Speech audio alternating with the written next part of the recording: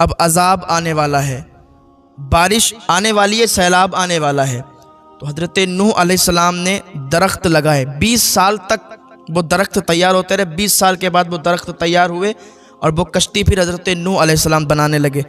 जंगल area था, जंगल में कश्ती बना रहे थे। तो जब आपकी कौम उधर से गुज़रती तो कहती, नूह ये क्या तैयार कर रहे हो? हज़रत नूह कहते, ये पानी पर चलने वाली सवारी तैयार कर रहे हैं। तो वो लोग मजाक उड़ाते थे हज़रत नूह का कि यहाँ तो कोई पानी नहीं है और आप कश्ती तैयार कर रहे हो। यहाँ तक कि हज़रत नूह ने कश्ती तैयार की तो उन्होंने कश्ती के अंदर गंदगी करना शुरू कर दी। गंदगी करना शुरू की तो अल्लाह ताला ने उन्हीं के ज़रिए से वो कश्ती को साफ़ करवाया। पता कैसे? जब उन लोगों ने गंदगी करना शुरू की, नूह को परेशान करना शुरू किया, तो जब वो कश्ती गंदगी से भर गई तो उनमें अल्लाह ने कोढ़ की बीमारी डाली। वो सब कोढ़ की बीमारी में मुब्तला हो गए। तो उधर से एक गुज़र रहा था, हज़रत नूह अलैहिस्सलाम की कौम का एक शख्स उधर से गुज़रा। वो धोखे से कश्ती में गिर गया और जहाँ पर गिरा तो जो कोढ़ की बीमारी उसे लगी हुई थी ना, जितनी जगह पर गंदगी लगी उतनी जगह की उसकी बीमारी ख़त्म हो गई। फिर उसने गंदगी को उठा के अपने जिस्म पर मला तो वो भी उसकी बीमारी ख़त्म हुई। तो उसने जाके बस्ती में बताया कि वो गंदगी लगाने से कोढ़ की बीमारी ख़त्म हो रही है। तो जो लोग थे बस्ती के भागते हुए आए, क्योंकि उन्होंने ही कश्ती में गंदगी की थी। तो अल्लाह पाक ने उन्हीं के ज़रिए से ही कश्ती साफ़ करवा दी। यहाँ तक कि उन्होंने खुरच ली कश्ती और कश्ती बिल्कुल साफ़ हो गई। फिर अल्लाह का अजाब आया और अल्लाह के अजाब ने कौम नूह को पकड़ा। सैलाब में सब तबाह हो गया। कश्ती में 3 तबके थे, तीनों तबकों में, एक में जानवर थे, चरिंद परिंद, एक में इंसान। तो कश्ती को हज़रत नूह अलैहिस्सलाम लेके निकले। अल्लाह ने फरमाया कि इनमें हर एक का जोड़ा रखो, हर एक को जो ईमान वाले हैं उनको दाखिल करो। जानवरों को दाखिल किया गया। फिर हज़रत नूह अलैहिस्सलाम उस कश्ती को लेके निकले। जूदी पहाड़ पर वो कश्ती ठहरी थी। उसमें किताब में जिक्र है कि सिर्फ 80 लोग थे आपके साथ। समानीन एक शहर का नाम भी इन्होंने रखा, वहाँ पर बसाया। तो ये सब मामलात पेश आए। अब आइए दूसरी तरफ कि कौम सालेह ने हज़रत सालेह अलैहिस्सलाम के साथ किस तरह से मकरो फ़रेब किया। हज़रत सालेह अलैहिस्सलाम की कौम ने हज़रत सालेह अलैहिस्सलाम से कहा कि अगर तुम अल्लाह के नबी हो तो कोई मौजज़ा दिखाओ। तो अल्लाह ने पत्थर को फाड़ कर ऊँटनी को ज़ाहिर किया, पत्थर से ऊँटनी पैदा फरमाई। अब वो ऊँटनी निकली तो हज़रत सालेह अलैहिस्सलाम ने फरमाया कि इस ऊँटनी को तकलीफ़ ना पहुँचाना। लेकिन उनकी कौम ने ऊँटनी के कूचे पैर काट दिए। जब ऐसा जुर्म किया तो हज़रत सालेह अलैहिस्सलाम ने फरमाया कि अब तुम लोग तबाह बर्बाद हो जाओगे। 3 दिन के बाद हज़रत जिब्रील अलैहिस्सलाम की चिंगाड़ से पूरी की पूरी कौम तबाह हो गई, पूरी की पूरी सालेह अलैहिस्सलाम की कौम बर्बाद हो गई। तो ये भी सनीचर के ही दिन हुआ ये कारनामा, और इनकी कौम जो तबाह हुई वो भी सनीचर के ही दिन हुई। अब आइए तीसरी तरफ कि हज़रत सैयदना यूसुफ अलैहिस्सलाम के भाइयों ने आपके साथ मकर किया सनीचर के दिन। हज़रत याकूब अलैहिस्सलाम, ये भी अल्लाह के नबी, हज़रत यूसुफ अलैहिस्सलाम, ये भी अल्लाह के नबी, याकूब अलैहिस्सलाम यूसुफ अलैहिस्सलाम के वालिद साहब। तो हज़रत याकूब अलैहिस्सलाम यूसुफ अलैहिस्सलाम से बड़ा प्यार किया करते थे, मोहब्बत किया करते थे। वजह क्या थी कि हज़रत यूसुफ अलैहिस्सलाम जब छोटे थे ना तो इनकी वालिदा का इंतकाल हो गया था। तो जब बच्चा छोटा होता है और बचपन में माँ गुज़र जाती है तो फिर वालिद ज़्यादा उसको ही प्यार करता है, और जब छोटा जो सबसे ज़्यादा होता है तो उसको बदरजे औला ज़्यादा प्यार किया जाता है। और हज़रत यूसुफ अलैहिस्सलाम क्योंकि अल्लाह के नबी गुज़रे हैं, हज़रत यूसुफ अलैहिस्सलाम खूबसूरत भी बहुत थे। और तो इनके दूसरे जो भाई थे तो ये जलते थे कि हमारे छोटे भाई से अब्बा बहुत प्यार करते हैं, हम लोगों से करते नहीं हैं, तो क्यों ना ऐसी तदबीर निकाली जाए कि अब्बा हम लोगों से प्यार करने लगें और छोटे वाले से कम प्यार करें। यूसुफ अलैहिस्सलाम को इनके भाई लेके गए और कुएं में डाल दिया।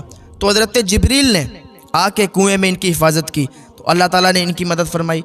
अल्लाह के नबी हैं और जो अल्लाह का होता है अल्लाह उसकी मदद फरमाता है। अल्लाह अपने बंदों को यूँ रुसवा नहीं होने देता। तो इनके जो भाई थे कुएं में छोड़ आए। हज़रत याकूब अलैहिस्सलाम को पता चला तो उनकी आंखों की बिनाई चली गई, लेकिन मोहब्बत कम नहीं हुई। तो ये सब वाक़यात जो हुए ना ये सनीचर के दिन हुए। हज़रत मूसा अलैहिस्सलाम के साथ फ़िरौन ने जो मकर किया था ये भी सनीचर के दिन किया था, जुमे वाले दिन मैंने ये बयान कर दिया था। तो अब मज़ीद बयान करने की ज़रूरत नहीं है। भाई सनीचर के दिन हज़रत मूसा अलैहिस्सलाम ने असा ज़मीन पर डाला, वो अज़दहा बन गया। जादूगरों ने अपने अपने ऐसे डाले, वो अज़दहे बने। तो हज़रत मूसा अलैहिस्सलाम का अज़दहा उन सारे अज़दहों को खा गया था। हाँ, यही सब वाक़ियात थे।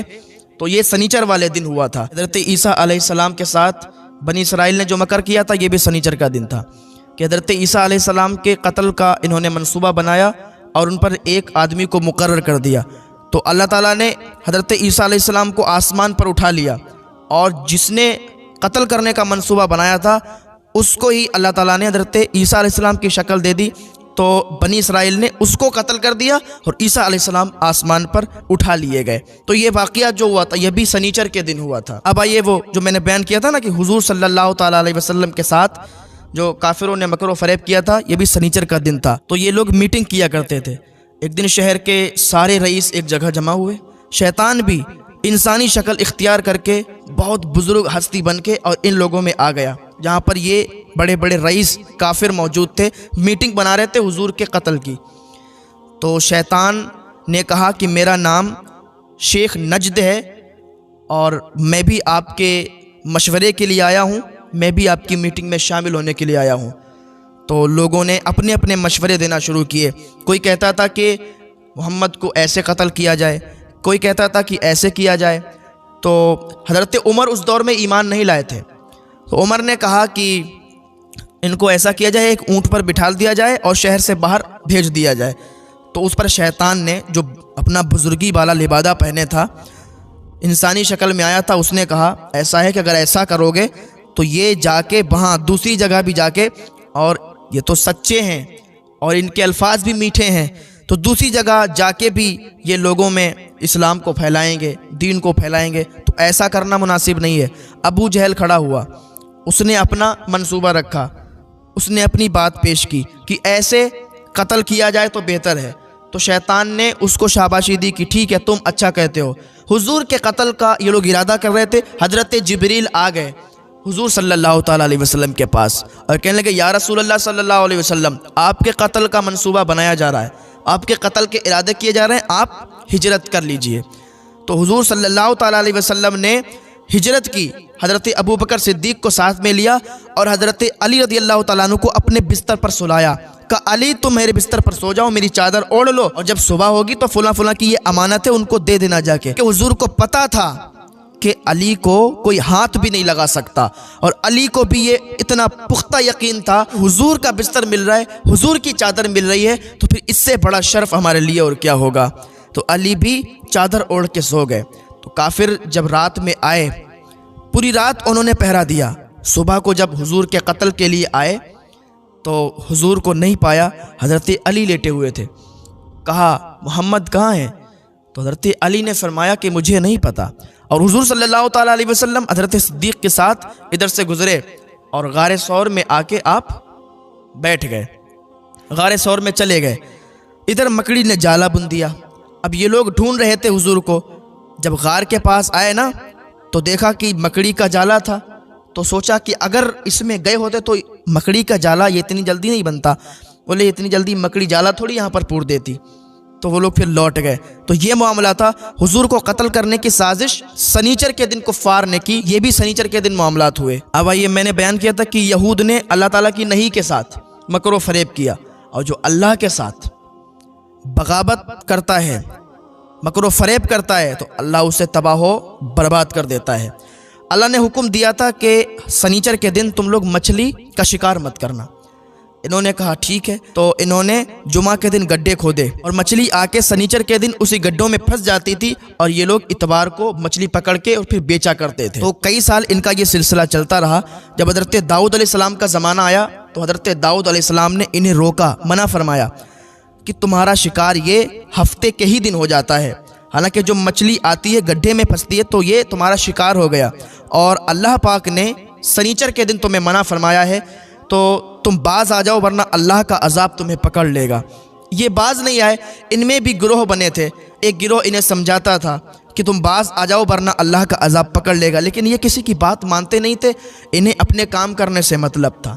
ये सनीचर के दिन वही गड्ढों में फंसी हुई मछली को इतवार के दिन पकड़कर बेचा करते थे। यहाँ तक कि अल्लाह ताला ने इन पर अजाब नाजिल फरमाया और पूरी की पूरी कौम को बंदर बना दिया। पूरी की पूरी कौम बंदर बन गई। यहाँ तक कि इनकी जो ताकत थी वो ज़ाइल हो गई, ख़त्म हो गई। इनके जिस्म बंदर की शक्ल में आ गए, बंदर की सूरत में आ गए। सोच समझ वही थी लेकिन ताकत ख़त्म हो गई थी। ये अपने रिश्तेदारों को पहचानते थे लेकिन इनके रिश्तेदार इन्हें नहीं पहचानते थे। इनके लोगों में 2-3 गिरोह बन गए थे। उन्होंने दीवारें खींच ली थी कि तुम अलग हो, हम तुम्हारे यहाँ खाएंगे पिएंगे नहीं, क्योंकि तुम अल्लाह की नाफरमानी कर रहे हो। अल्लाह ने तुम्हें मना फरमाया सनीचर के दिन शिकार करने से और तुम कर रहे हो, तो हमसे तुम्हें कोई वास्ता नहीं। तो जो लोग दीवार खींच लिए थे, दीवार के उधर थे, तो वो लोग बच गए। और जो अल्लाह की नाफरमानी किए थे, अल्लाह ने उन्हें बर्बाद किया, बंदर बना दिया। 2-3 दिन के अंदर ये सब हलाक हो गए, बर्बाद हो गए, ख़त्म हो गए, मर गए। तो वो लोग दीवार के ऊपर से जब झांक के देखते थे, पूरी कौम को बंदर पाते थे। तो ये तो पहचानते नहीं थे, लेकिन ये जो बंदर बने थे ये अपने रिश्तेदारों को पहचानते थे और उनके कपड़े सूंघ के उनके पास आते थे। तो जब उन लोगों ने ये देखा कि पूरी कौम बंदर बन गई, तो कहते थे हम तो तुम्हें समझाते थे कि हमने तुम्हें समझाया नहीं था कि तुम अल्लाह से बगावत मत लो। अल्लाह से बगावत जो करता है अल्लाह उसे तबाह बर्बाद कर देता है। तो